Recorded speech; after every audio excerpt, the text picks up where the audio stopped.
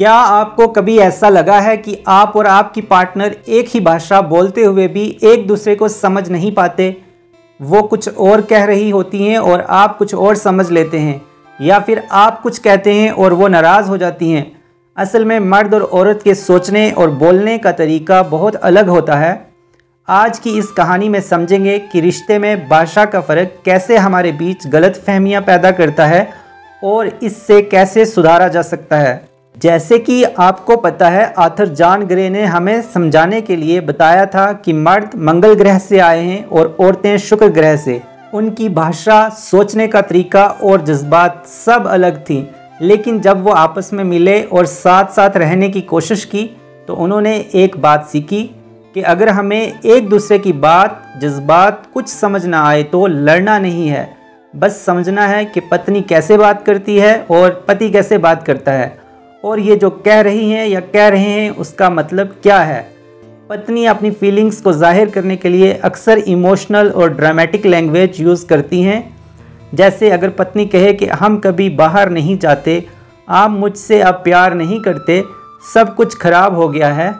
असल में वो इन बातों से सिर्फ ये कहना चाहती हैं कि मुझे थोड़ा टाइम दो, थोड़ा प्यार दो, मुझे समझो, मुझे जानो और मुझे सुनो।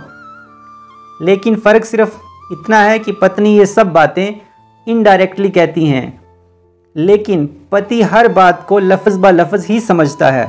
इसलिए फीमेल पार्टनर जब कहती हैं कि आप मेरी बात नहीं सुनते, तो मेल पार्टनर सोचता है अभी ही तो सुन रहा हूँ, फिर क्या नहीं सुना। बस यहीं से शुरू होती है बहस। तो अब सवाल ये है कि ऐसी सिचुएशन में क्या करें। अपनी पत्नी या फीमेल पार्टनर को सुनिए, लेकिन दिल से। जवाब देने की जल्दी मत कीजिए। उनकी बातों में छुपे जज्बात को समझिए। उन्हें भरोसा दीजिए कि आप साथ हैं उनके हमेशा। रिश्तों की सबसे बड़ी ताकत और ज़रूरत है सुनना और समझना। जब आप अल्फाज को उनके इमोशनल मतलब से समझेंगे तो बहस कम होगी और प्यार बढ़ेगा।